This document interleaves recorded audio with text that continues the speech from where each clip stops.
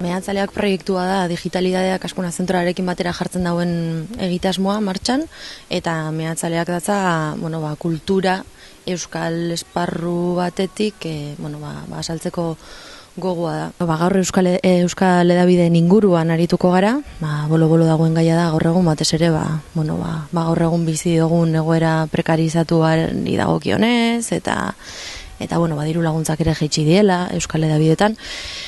Eta saiatuko gara topatzen, edo ikusten zein dan, alde batetik akademiatik, eta beste alde batetik hedabideen errealitatetik, saiatuko gara topatzen ea dagoen erdibideko soluzio bat, edo zerbait daukagun hor hedabideen inguruan eztabaidatu ahal izateko. Nik uste gaudela diglosia komunikatibo sakon bateko egoera batean, eta hori lotzen da asko euskararen egoerarekin, baina baita ere nik uste dut digitalizazio prozesuak eta bateratzen multimedia ditu dioten horretan, bombardeo eta saturazio informatibo baten aurrean gaude, eta sarritan nolabait korronteak eramaten gaitu, eta ez dauko aukerarik benetan igeri eroso gustora egiteko.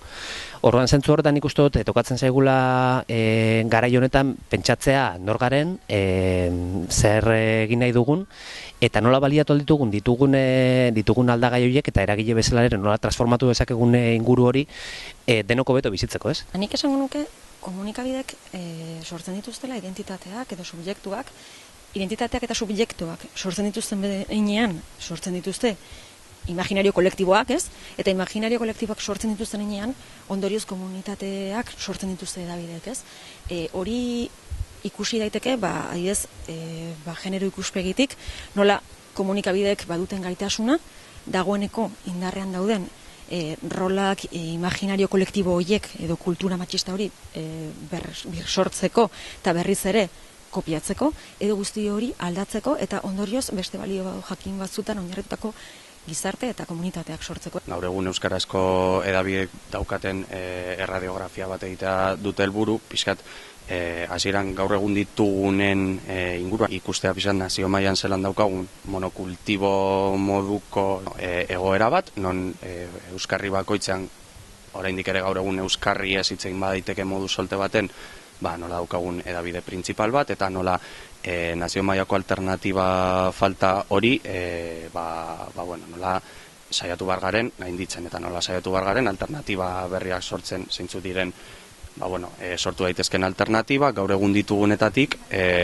oie potentziatzetik alde batetik, eta sortu daitezken berriak beste alde batetik. Niri iruditzen zait, euskal komunikabideetan dagoela jendea oso prestatua eta kasu askotan behar bat oso gazteak direlako ezain prestatua, baina kriston gogoarekin ikasteko eta gauzak ondo egiteko.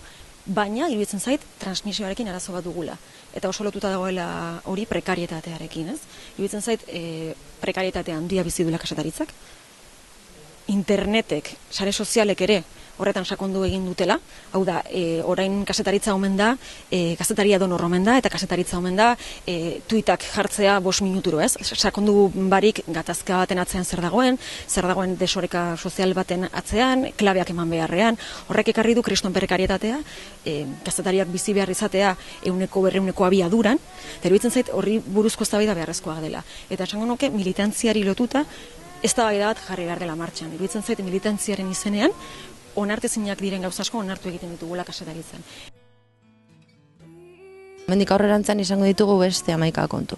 Gorputzaren gainean ibiliko gara, honintzan Beita eta Ander Lipusekin, Inun eta Lutxok identitatearen inguruan hitz egingo digute, Iratxe Fresnedak bere dokumentalek ekarriko digu, eta beste hainbat, Ander Gortazar eta Lire Milikuak arkitekturaren inguruan, Aiza Barzenillak artearen inguruan, baina esan dakoa danak izango dira, transversalidade batekin jositako disiplinak gitarra hau egin alizateko eta kultura atera alizateko ilunpe hortatik euskaraz.